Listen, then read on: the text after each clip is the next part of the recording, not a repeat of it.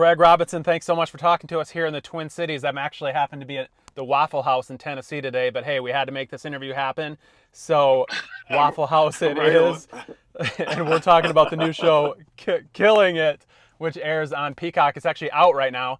And this show, from what I've seen and the premise, is amazing. Tell us about it. It's I played Craig Foster, who is an honest man who's down on his luck. He can't get a loan for his saw palmetto farm, so he turns to hunting pythons for prize money. Fighting pythons, killing pythons in Florida, that was actually a thing, I heard.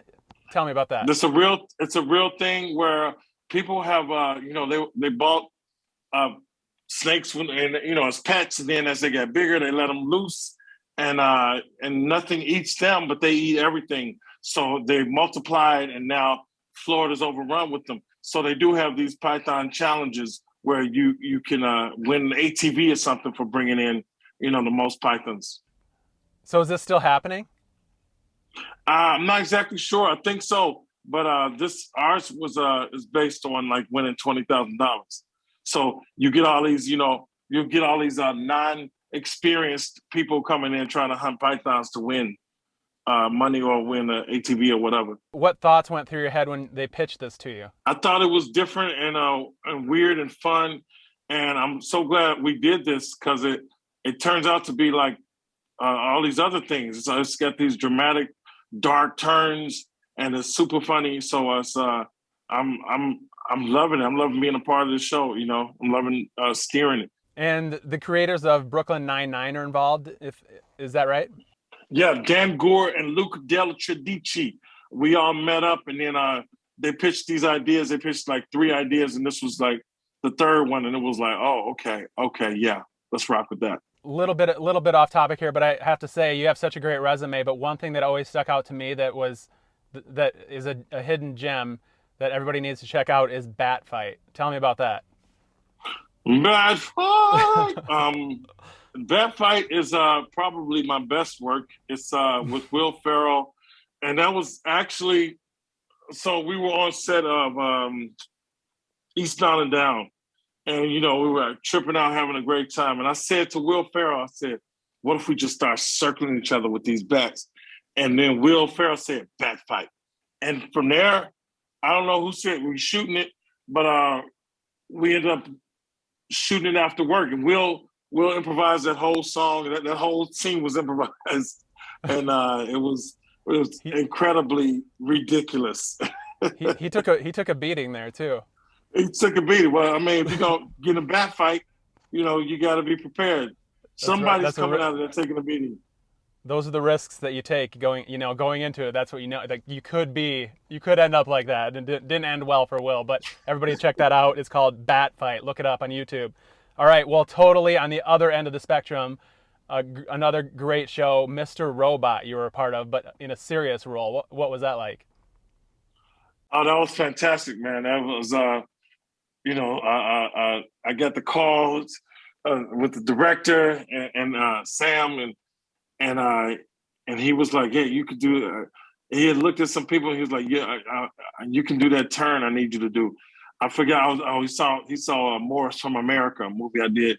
He was like, "Yeah, I need you to do this turn." And the turn was being this nice guy, but he was actually the warden of a prison who's running. What he was doing. But so yeah, that was awesome. It was an honor to be a part of that because I hadn't watched the show, and then I watched it, and I ended up watching it, binging the whole thing in a day or so, and then I was like, okay, yeah, hell yeah, I want to be a part of this. It was just so dark and gloomy and Christian Slater, and it was a blast, man.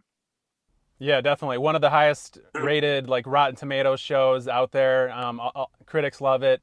Great show. So, and I love the finale turned out really good too. So great show to be a part of. You were awesome. So nice work. And Thank you. so this is so whenever there's a legendary show like Friends or Seinfeld or something like that, there's always rumors about a comeback. And I've heard rumors over the past 5, 7 years or whatever about The Office in some way coming back. Would that ever happen? I have no idea. Okay. It's you telling me that it's you hearing those rumors is the same as me hearing it. So far, there've been rumors, and until Greg Daniels shoots me a text and says, "Hey, this is what's going on," I don't know, and there's I just don't know. Would you I be think in? everybody would. I think everybody would be game to go. I mean, the office has done wonders for everybody's career. So yeah, I'd definitely be in. I can't Very cool. obviously I can't speak for everybody else, but yeah, definitely. Awesome. All right. Well, I know you have more of these, but one really quick last question. Tell us a little bit about the Nasty Delicious. The Nasty Delicious is my band, and we just got together recently. We had a show at the Troubadour for Netflix as a joke festival. Our next show will be in November at the Just for Laughs Cancun. So get your tickets now, baby. Come on, November 3rd through 5th. But we are a lot of fun. We have a single coming out soon called "All I Want to Do," and I hope people enjoy it. Very cool. Well, Craig, thank you so much. You guys heard it here first, live at the Waffle House. Craig Robinson, thank you so much. Twin Cities, check it out. It's killing it. It's out right now on Peacock. How you doing, did Minnesota? All righty.